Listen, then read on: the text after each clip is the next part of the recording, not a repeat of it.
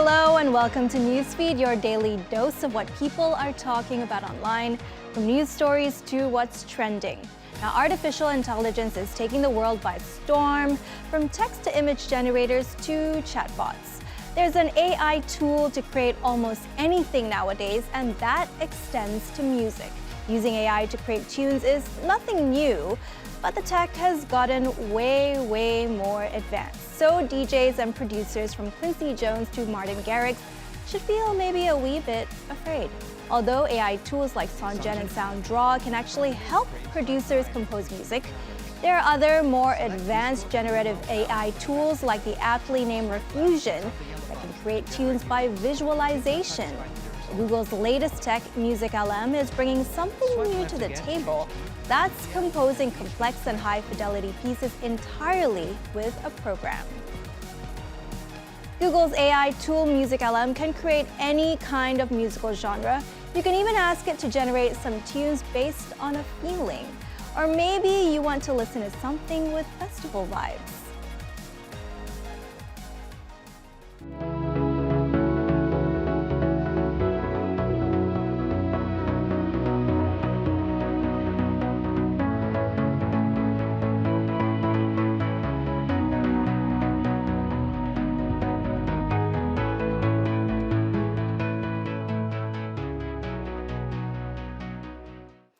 All right, to me, that sounded very Tiesto-like, so let's try something else.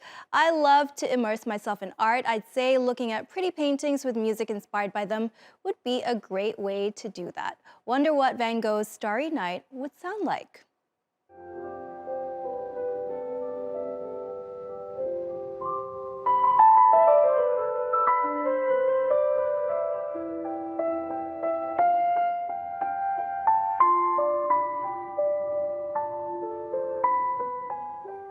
Wow, not bad at all, Google. Not bad at all. All right, want to know what we thought to be the most interesting bit while listening to these samples? Well, the fact that you can prompt the AI just by humming. Maybe there's a tune in your mind and you want to hear a different version of it. Just sing it to the bot and watch it create magic. Na na na na na na na na na. Na na na na na na na na na na na na na.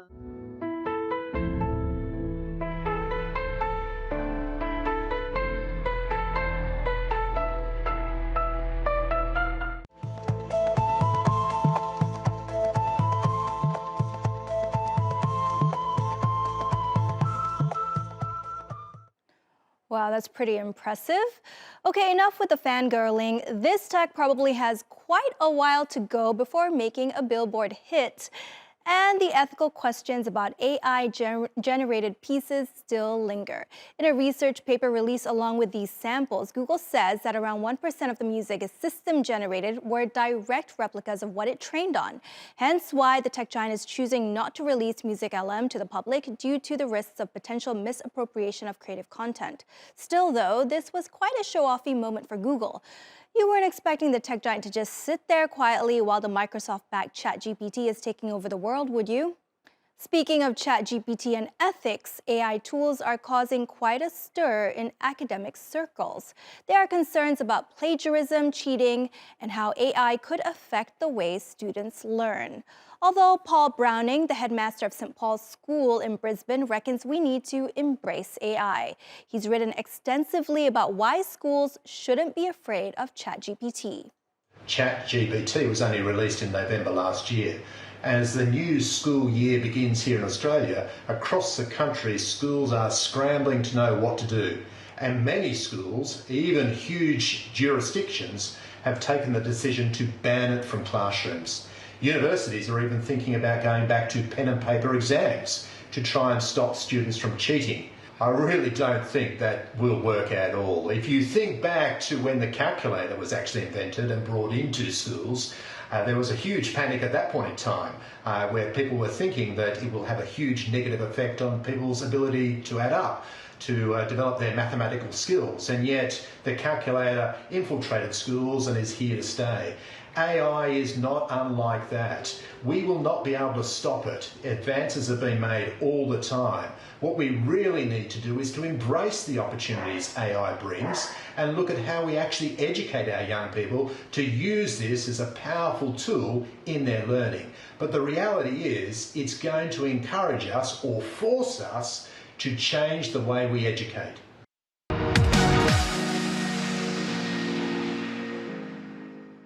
Income inequality is in the spotlight in Singapore after a 17-year-old girl put up this TikTok recently about her first ever luxury bag.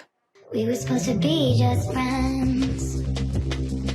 You don't live in the part of town, but maybe I'll see you out some weekend. Zoe Gabriel's dad had bought her the bag for $80, but the Philippine-born teen was quickly subjected to harsh trolling online for calling the item luxury. Charles & Keith is a mid-range brand from Singapore that's popular worldwide. Zoe's TikTok has since been viewed almost 7 million times and snowballed into a wider debate about class and social inequality in wealthy Singapore. Zoe posted this on TikTok after the backlash. To you, an $80 bag may not be a luxury. For me and my family, it is a lot. Zoe Gabriel's heartbreaking clapback was met with compassion online and even caught the eye of Charles and Keith, whose founders met her and her dad and gave them gifts, as you can see from this TikTok that Zoe uploaded. Her TikTok following has since jumped to more than 230,000, and her posts center on positivity, her Filipino heritage, and family. But while Zoe's come out of the ordeal relatively stronger, Singapore's class divide remains in the spotlight. In a country as technologically advanced as Singapore, where many people are plugged into social media on an almost permanent basis, it's no surprise that this story has captured the attention here. Reaction to this TikTok video has shown what many people are calling a class divide as the gap between rich and poor grows wider. This is an observation from one Twitter user called Alan. He says Singapore has a massive classism and nationalism problem under the surface that it needs to deal with. It's getting out of hand and ugly.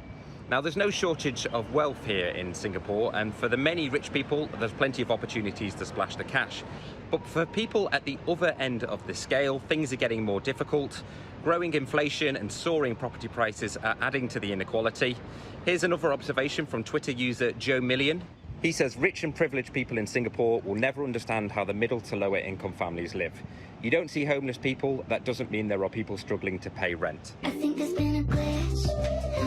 Now, this video and reaction to it has shone a light on this issue, but it was something that the Singaporean government were already well aware of. The country's finance minister and likely future Prime Minister Lawrence Wong, he even referenced the backlash to this video in a speech. And the country's health minister described social inequality and ageing as the two big challenges facing the current generation of Singaporeans.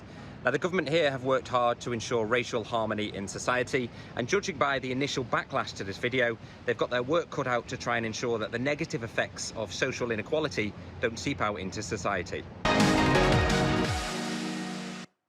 And in Japan, the gap between rich and poor is also in the spotlight amid the cost of living crisis.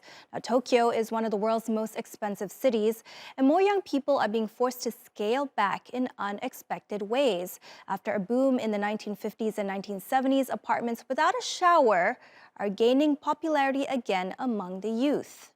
昭和の時代に建てられたお風呂がついていない賃貸物件、いわゆる This report on Japanese TV has gone viral for incorrectly claiming that people are choosing showerless homes because they enjoy using public baths. Many netizens called out this report for romanticizing poverty among young workers, which has been exacerbated by the pandemic and decades high inflation. Showerless apartments in Tokyo go for about $300 a month, compared to the average rental rate of $2,000 for a two-bedroom with a shower. Show you what apartment you can get for $300 in Tokyo. Upon entering the room, on the left hand side you'll see a kitchen and a sink, which has no hot water, and next to that is the only storage in the house. It's like a 2-platform storage room, and further in is a living/bedroom, which is about like 15 square meters. Say hello to the only outlet in the room, which is in the middle of the wall, and say hi to the only light source in the room. And this is what the room looks like with me in it.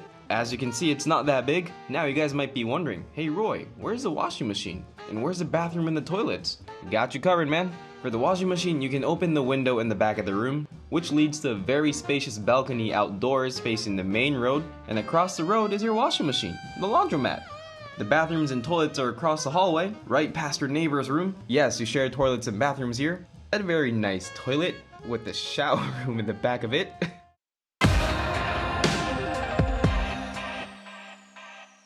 All right, let's see what's trending. And in Asia, there is a new social media app called Bondi. It's a metaverse where you can create a 3D avatar, build your own little space in the virtual world, and hang out with friends. It's a bit of a cross between The Sims and Habbo Hotel. 'Cause after all this time, I'm still into you. I should be over all the butterflies. Bondi was launched last month by Singapore-based startup MetaDream, and it's already topped the social media category on the App Store in Singapore, Malaysia, the Philippines, and Thailand. You can chill with your real-life friends and also make new ones on the metaverse. Sailing on Bondi, then this happened. Nobody like you do. I can't lose when I'm with you. Unexpected matchy outfit with a random. Just snooze and miss the moment. You're just too important. No. Here's what you can do on Bondi. Visit your friends. See what your friends are currently doing.